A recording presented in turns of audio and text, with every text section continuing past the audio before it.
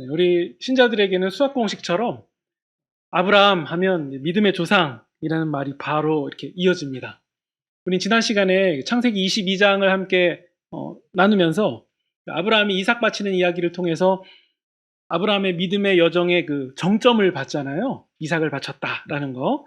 그러니까 마치 예수님 하면 십자가 사건 하듯이 아브라함 하면 이삭 바친 사건 이렇게 이어집니다. 오늘 우리는 이 아브라함의 이야기를 좀 정리하면서 오늘 읽은 본문이 어떻게 이어지면서 우리에게 교훈을 주는지 이런 부분들을 우리가 함께 좀 살펴보려고 합니다. 일단 우리가 아브라함을 생각하면 우상을 섬기는 집안에서 자란 사람이잖아요. 그 여호수아 24장에 보면은 옛적에 너희 조상들 곧 아브라함의 아버지 나홀의 아버지 데라가 강 저쪽에 거주하여 다른 신을 섬겼다. 이런 구절이 있습니다. 근데 하나님은 믿음의 조상으로 한 사람을 세우실 때 하필이면 우상을 섬기는 집안의 한 사람을 택하셨다는 거죠. 왜 하나님은 그렇게 하셨을까? 그래도 첫 사람인데 좀 그런 결격 사유가 없는 사람을 부르시면 안 될까? 이런 생각이 드는데요. 아무튼 하나님은 아브라함을 택하셔서 가나안 땅으로 부르십니다. 본토 친척 아비집을 떠나서 하나님이 가라고 하신 그 땅으로 가라. 근데 이때 아브라함은 싫어요라고 말할 수 있었어요. 충분히 저 안 갈래요. 이렇게 말할 법도 있었을 텐데요. 하나님이 부르신 땅으로 갑니다. 근데 왜 아브라함이 안 갈 법도 했냐면요. 일단 나이가 75세고 이동 중에 굉장한 위험 요소가 많았을 거고요. 가다가 뭐 도적이나 불량배를 만나면 뭐 이 생명이 위태롭잖아요. 뿐만 아니라 뭐 가다가 휴게소가 있는 것도 아니고 물을 못 만난다거나 뭐 이런 식으로 돼버리면 충분히 위험한 상황에 놓일 수 있습니다. 그러니까 장거리 이동이라는 것 자체가 목숨을 내놓는 일이니까 하나님이 본토 친척 아비집을 떠나라. 그리고 내가 지시한 땅으로 가라라고 하셨을 때에는 주님 그건 말도 안 되는데요. 저 못 가겠는데요. 이렇게 충분히 할 법했습니다. 근데 하나님이 부르시니까 아브라함이 어떻게 하죠? 창세기 12장 4절에 보면요. 이에 아브라함이 여호와의 말씀을 따라갔다 라고 되어 있어요. 그냥 이렇게 순순히 따라간 게 사실 좀 이상한 일이에요. 근데 성경은 뭐 다른 특별한 기록 없이 그냥 따라갔다 라고 기록하고 있어요. 그러면 이제 이런 부분들을 한번 생각해 보면 우리가 확실하게 알 수 있는 한 가지는 뭐냐면 하나님은 출신이나 혈통, 능력 이런 것들을 그다지 중요하게 여기시지 않는 게 분명하다는 거예요. 아니, 그런 부분에 문제가 있다 할지라도 하나님한테는 그다지 문제가 되지 않는다는 거죠. 왜냐하면 만약에 애초부터 그게 문제가 됐다면 하나님은 아브라함을 부르시지 않으셨겠죠. 다른 사람을 부르셨겠죠. 그러면 그런 상황 가운데서도 하나님이 아브라함을 부르셨다는 것을 우리가 생각해 보면 정상적인 기대가 하나 들 수 있는 거죠. 그 정도면 이제 아브라함이 흔들리지 않는 믿음을 보여줘야 되겠다. 아니면 뭔가 저런 부족한 부분이 있었음에도 불구하고 이런 모습이 있으니까 하나님이 택하셨겠지? 라는 기대를 할 법한데요. 근데 성경은 하나님이 아브라함을 부르신 사건 그 다음에 어떤 얘기가 기록되어 있냐면요. 그 아내를 누이라고 속입니다. 그러니까 그렇게까지 불렀음에도 불구하고 아내를 누이라고 속이는 모습을 보여주니까 사실 실망이 드는 부분이 있죠. 아브라함이 기근을 피해서 애굽으로 간 거예요. 근데 애굽 왕의 그 바로가 사라를 마음에 들어 한 거예요. 그때 아브라함이 왜 누이라고 속였냐면 살고 싶어서. 혹시 내가 남편이라는 걸 알면 나를 죽이고 아내를 뺏어가지 않을까? 그래서 속인 거예요.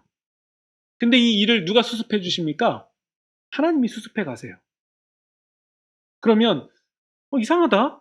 믿음의 조상을 세우셔야 되는데 우상 섬기는 집안의 한 사람을 데려다가 세우셨고, 근데 그것도 좀 이상한 게 처음부터 멋있는 모습을 보여주는 것도 아니고 아내를 이 누이라고 속였다. 네. 그러니까 이런 부분들이 다 이상해요. 그런데요, 우리는 그 상황을 보면서 그 사실을 있는 그대로 받아들이는 것이 중요합니다. 하나님이 이런 아브라함을 부르셨다. 이 사실을 받아들이는 게 중요하다는 거예요. 출신은 빼놓더라도 이런 허술하고 대책 없는 사람을 하나님이 부르셨다는 사실, 이게 중요합니다. 물론 아브라함이 잘한 모습도 있어요. 조카 롯과 아브라함의 그 목동들이 서로 싸울 때 롯이 먼저 그 땅을 선택할 수 있도록 하면서 욕심 없는 사람, 또 오직 하나님만 의지하는 사람이라는 사실이 드러나기도 합니다. 그리고 또 언제는 롯이 포로로 끌려갔을 때 그 전쟁에 참여해서 그 전쟁에서 대승리를 거둡니다. 그러면서 전쟁에서 얻은 어떤 전리품이나 이런 것들을 자기가 취하지 않고 오직 하나님만 구했습니다. 하나님은 그런 아브라함에게 다시 약속하세요. 창세기 15장에 보시면 하늘을 우러러 무뼈를 셀 수 있나 봐라. 너의 자손이 이와 같을 것이다. 라고 하나님이 한 번 더 약속해 주세요. 그러면서 하나님은 이 아브라함이 쪼개놓은 짐승 사이를 지나가시면서 다시 한번 언약을 체결하십니다. 하지만 그럼에도 하나님이 원치 않은 일이 일어나는데 이스마엘이 태어나게 됩니다. 그러니까 하나님이 아브라함에게 약속을 했지만 아브라함이 또 다른 선택을 한 거죠. 그래서 그 사라가 아니라 본래의 아내가 아니라 아내의 여종과 동침하면서 이스마엘이 태어납니다. 이 이스마엘이 태어나는 것은 하나님의 방법도 아니었고 하나님이 말씀하신 약속의 자녀도 아니었어요. 하지만 하나님은 그 이스마엘도 복을 주시고 그렇게 벌어진 상황도 하나님이 수습해 가십니다. 그리고 아브라함에게 할례를 명하셔서 할례를 하고 순종하죠. 근데 이 할례는 그냥 단순히 좋게 볼 것만이 아니라 어떻게 보면 아브라함이 자신의 몸에 대해서 하나님께 완전히 항복하게 되는 상황인 거예요. 몸에 낳은 희망마저도 그냥 다 내버리는 행동이 아니었나. 그게 할례였죠. 그리고 나서 또 어떤 일이 있습니까? 손님을 맞이하는 일도 있지 않았습니까? 아브라함이 어떤 세 사람을 보게 되는데 느낌이 좀 뭔가 특별한 손님이다. 이게 왔던 걸로 보여요. 그래서 아브라함은 그들을 극진히 섬깁니다. 그러면서 어떤 얘기를 듣죠? 내가 소돔 땅을 심판할 것이다. 라는 하나님의 뜻을 듣게 돼요. 어떻게 듣게 되냐면 손님을 극진히 대접한 일 때문에 그 놀라운 계획을 듣게 돼요. 한편으로 롯은 어떻게 됩니까? 롯도 이렇게 보고 있다가 그 두 천사가 지나가는 걸 봐요. 그러니까 손님으로 보였죠. 근데 롯이 극진히 대접합니다. 그 소돔 땅에서 살던 롯이 어느 누구도 그 손님을 환대하지 않았음에도 불구하고 롯은 그 손님을 환대했어요. 그러자 롯은 어떻게 됩니까? 결국 그 소돔 땅이 심판받을 때 생명을 건질 수 있었어요. 이 일이 가능했던 것은 손님을 극진히 대접했기 때문이죠. 히브리서 13장 2절에 보면 손님 대접하기를 잊지 마라. 이로써 부지 중에 천사들을 대접한 이들이 있었느니라. 출애굽기 22장 1절에 보면요. 22장 21절에 보면요. 너는 이방 나그네를 압제하지 말며 그들을 학대하지 말라. 너희도 애굽 땅에서 나그네였다. 그러니까 성경은요. 왜 나그네를 대접하는 것을 이렇게 강조하냐면 너희도 나그네이지 않았냐라는 거예요. 너희도 애굽에서 종살이하지 않았냐. 너희의 상황과 처지를 생각해라. 그래서 성경은 그토록 나그네, 손님 대접하기를 강조했던 부분이 있어요. 왜냐하면 그것은 그들의 역사고 또 정체성이기 때문에 그렇습니다. 그러니까 하나님이 부르신 하나님의 사람은 환대를 잘하는 사람이에요. 환대. 그러니까 사람을 대하는 일로 우리가 정리할 수 있죠. 사람을 대하는 일을 잘하는 사람이다라는 것을 이 창세기 앞부분에서 아브라함을 통해서 보여주고 계신 거예요. 그래서 패역한 세상 가운데서 나그네를, 그러니까 나그네는 사실 사람들 중에 가장 약자인 거예요. 그런 약자들을 잘 대하는 모습을 통해서 그 일이 단순히 도덕, 윤리 이런 게 아니라 하나님 편에 서는 방법이라는 것을 알려주고 계신 거예요. 패역한 세상 가운데, 특히 소돔같이 패역한 세상 가운데서 사람을 잘 대하는 일을 하는 사람은 하나님 편에 선 사람이다. 이걸 알려주는 거죠. 사실 아브라함은 이리저리 흔들린 사람입니다. 믿음이 있었어요. 믿음은 분명히 있었지만 여기 누웠다 저기 누웠다 이리저리 흔들렸던 사람이에요. 하지만 하나님은 그 아브라함의 믿음을 굉장히 귀하게 여겨주셨고 그래서 그 믿음을 어디까지 하나님이 인도해 가십니까? 하나님은 죽은 자를 다시 살리실 수 있는 분이다 라는 믿음이 생기는 그 자리까지 하나님이 인도해 가신 거예요. 그래서 이삭을 바치라는 일을 통해서 사실 이건 일반적인 일이 아니죠. 그런 극단적인 일을 통해서 아브라함이 그런 놀라운 믿음이 있다는 것을 드러내신 거예요. 그래서 이삭을 바치라고 명령하신 거지, 오늘날 우리의 꿈 가운데 나타나셔서 너 자식을 번제로 바쳐라 이렇게 하시는 분이 하나님이 아니에요. 아브라함에게만 특수하게 특별하게 있었던 일이라는 거죠. 그 일을 통해서 믿음의 조상으로 우뚝 세우신 겁니다. 그리고 하나님이 이삭을 바치려 했던 아브라함에게 이런 약속을 하십니다. 22장 17절에 보시면요. 내가 너에게 큰 복을 주고 너의 씨가 크게 번성하여 하늘의 별과 같고 바닷가의 모래 같게 하리니. 그리고 그 뒤에 어떤 구절이 나오냐면 우리 한번 볼까요? 22장 17절입니다. 22장 17절입니다.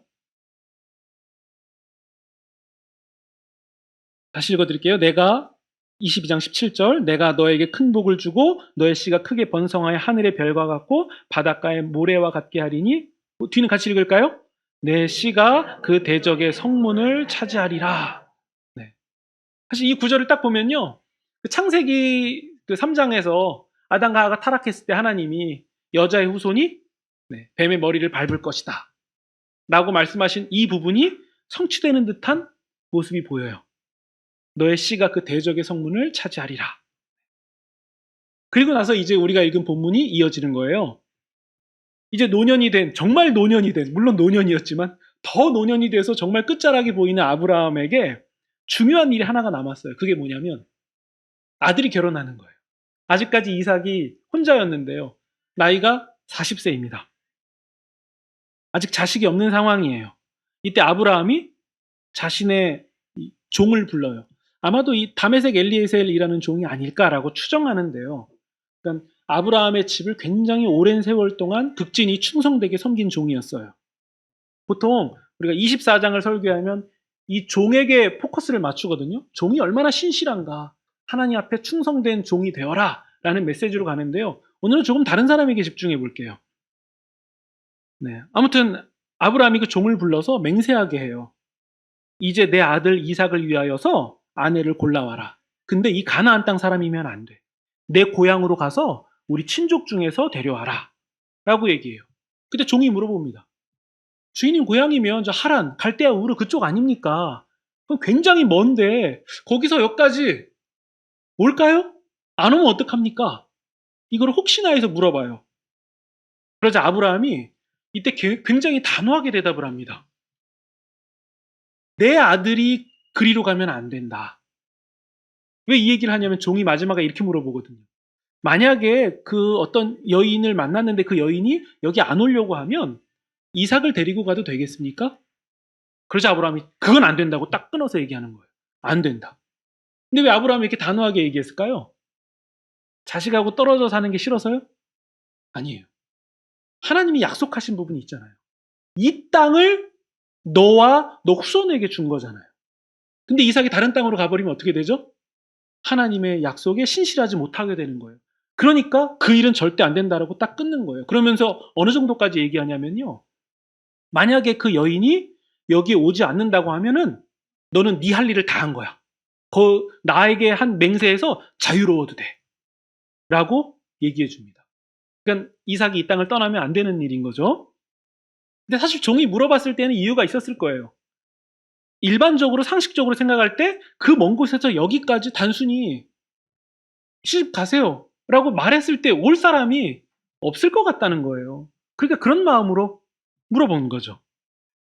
근데 한편으로 아브라함은 하나님의 약속을 굳게 믿고 있는 사람이라는 게 드러나죠. 그러면서 이런 얘기도 해요.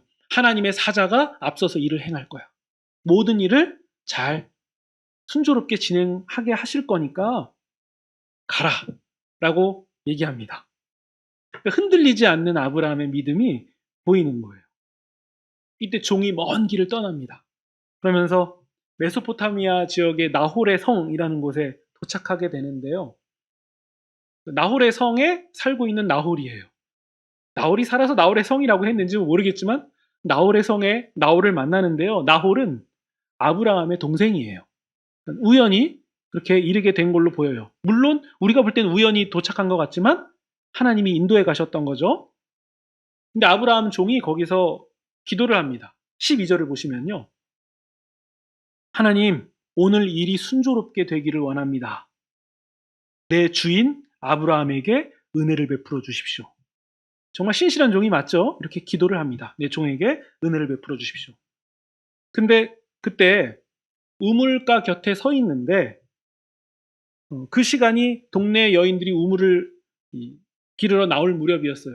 물론 오늘날로 생각하면 남자가 우물을 기를 것 같은데 이 당시에는 여자가 길렀습니다. 물론 제3세계 다른 나라 가도 여전히 그 모습이 남아있잖아요. 여인들이 무겁고 힘든 일을 했고 남자들은 상대적으로 덜 힘든 일을 했어요. 네.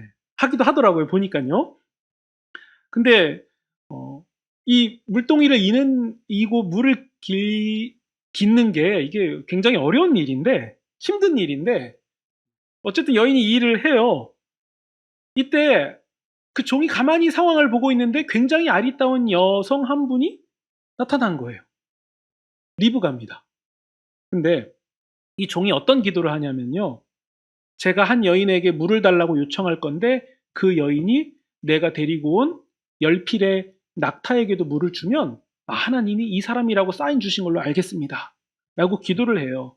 그런데 리브가를 본 거예요. 그래서 종이 뛰어갑니다. 그래서 리브가에게 얘기해요. 마실 물 좀 달라고. 그 여인 리브가는 나홀의 손녀였어요. 그러니까 아브라함의 친족이 맞아요. 매우 아름답다라고 소개하고 있고 아직 남자를 알지 못하는 처녀다라는 기록도 있습니다. 아무튼 종은 그 여인에게 리브가에게 물을 달라고 하는데 19절 보시면요. 당신의 낙타를 위해서도 물을 길러 배불리 마시게 하겠습니다. 라고 얘기해요. 그러니까 종이 기도한 대로 해주는 거예요. 하나님께 이렇게 해주시기를 요청했어요. 근데 거기까지 가는 거예요. 종이 마실 물도 줬고 낙타에게도 물을 줘요. 그러니까 종이 기도한 사람 입장에서 얼마나 소름이 돋았겠어요. 야, 이 일이 어떻게 이렇게 순조롭게 착착 진행될까? 네. 근데 여러분, 낙타에게 물을 마시게 한다라는 것은 쉬운 일이 아니에요. 그냥 우리 생각에는 그냥 이렇게 삼다수 같은 페트병 하나 물 이렇게 줄 것 같은데요. 이렇게 긴 여행을 떠난 낙타 한 마리가 한 번에 마시는 물의 양은요. 우리 그 페트병 2리터짜리 6개 묶음으로 마트에서 사잖아요. 그것을 7개, 8개의 세트로 다 한 번에 마시게 해야 된대요. 그 정도를 마신대요. 근데 이것을 몇 마리요? 10마리. 그러니까 제가 볼 때는 이 체력 좋은 사람을 며느리로 뽑으려고 하는 건가? 힘센 사람? 네, 이런 느낌이 들 정도예요. 근데 리브가가 생전 처음 본 사람에게 그런 환대를 베풀었다는 거예요. 뭔가 하나 촉이 오시지 않습니까?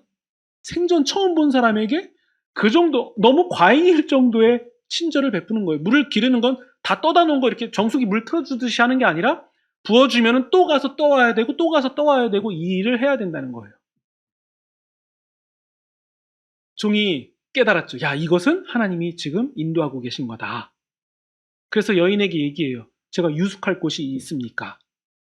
그래서 리브가는 그 종을 아버지의 집으로 데리고 갑니다. 가지고 온 여러 가지 은과 금과 폐물을 주면서 이 상황을 종이 다 설명해요. 이러이러한 일 때문에 제가 여기까지 오게 됐습니다. 그리고서는 상황을 다 들으니까 그렇습니까? 그럼 리브가를 시집 보내겠습니다. 근데 조금 시간이 지나니까 마음이 바뀌었는지 다시 이제 리브가를 데리고서는 고향 다시 아브라함에게 돌아가려고 하는 종에게 열흘만 더 있다 가라고 얘기를 해요. 근데 종은 단호해요. 안 된다고. 지체할 수 없다고. 난 우리 주인 아브라함과 약속한 게 있습니다. 안 됩니다. 라고 얘기해요. 지금 떠나겠다고. 그러자 어떤 일이 일어나냐면요. 58절을 보세요. 어떤 얘기를 하냐면 리브가에게 물어보자는 거예요. 좀 더 있다가 갔으면 좋겠다. 아쉬운 마음인지 아니면 시집 보내기 갑자기 싫어진 건지 모르겠지만 지체하려고 하는 상황에서 당사자에게 물어보자는 얘기가 나와요. 그때 58절. 리브가야, 이 아브라함의 종과 함께 갈 거냐? 라고 질문해요. 그때 리브가가 뭐라고 대답하냐면요. 네, 가겠습니다. 라고 대답해요. 이 상황을 보면 그동안 가정에 불만이 많았던 사람이라서 집을 떠날 생각만 하고 있었던 건지 오히려 이런 생각이 들 정도로 저는 지체 없이 이 아브라함의 종과 가겠습니다. 라고 대답을 해요. 그러자 뭐 방법이 없죠. 보내야죠. 59절을 보세요. 우리 누이여 너는 천만인의 어머니가 될지어다. 너 씨로 그 원수의 성문을 얻게 할지어다. 이거 어디서 많이 본 구절 아닙니까? 이 말은 누가 들었습니까? 아브라함이 들었죠. 이삭을 바치려고 정말 잡으려고 칼까지 꺼내든 상황에서 하나님이 멈추게 하시고선 이 말씀을 하신 거예요. 근데 이 얘기를 누가 들었냐? 리브가가 들었습니다. 그리고 천만인의 어머니가 될 거다. 이 얘기는요. 창세기 17장 16절에 보시면 사라가 들은 얘기예요. 할례 사건 때 들었던 얘기죠. 천만인의 어머니가 될 거다. 그러니까 리브가가 지금 이 얘기를 듣고 있는 거예요. 사라가 들었던 얘기, 그리고 아브라함이 하나님께로부터 들었던 얘기를 가족의 입을 통해서 다시 듣고 있는 거예요. 그러면 이 창세기를 읽은 독자들 입장에서 볼 때 지금 창세기 저자는 독자들에게 리브가가 아브라함과 겹치고 있다는 것을 보여주고 있는 거 아닙니까? 이것을 의도하고 있는 게 우리가 지금 읽혀지지 않냐는 거예요. 하나님이 아브라함에게 본토 친척 아비 집을 떠나라고 했을 때 저 싫어요라고 할 법도 한데 어떻게 합니까? 가요. 리브가는요. 가족들이 열흘만 더 있다 가자고 지금 상황을 조금 더 이렇게 지체하게끔 만들어 가는데도 아니라고, 나는 아브라함의 종과 가겠다고 단호하게 얘기합니다. 그러니까 아브라함이 고향을 떠날 때의 모습하고 지금 겹치는 거예요.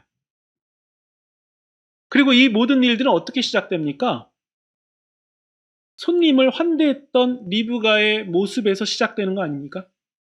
그냥 적당히 베풀어도 될 것을 극진히 모셨던 모습 가운데서 시작됐다는 거예요.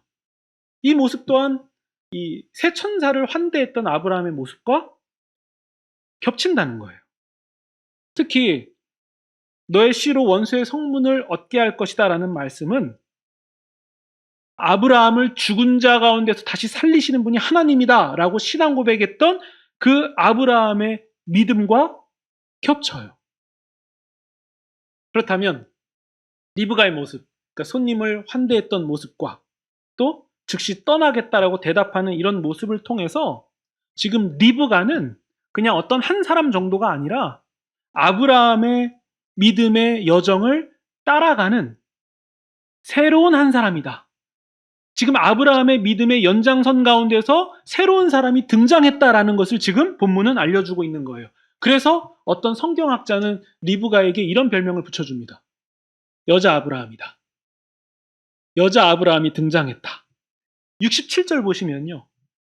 뿐만 아니라 이삭이 어머니를 장례한 후에 리브가를 통해서 위로를 얻었다라는 구절이 있어요. 그러니까 리브가는 아브라함뿐만 아니라 사라와도 겹치고 있는 거예요.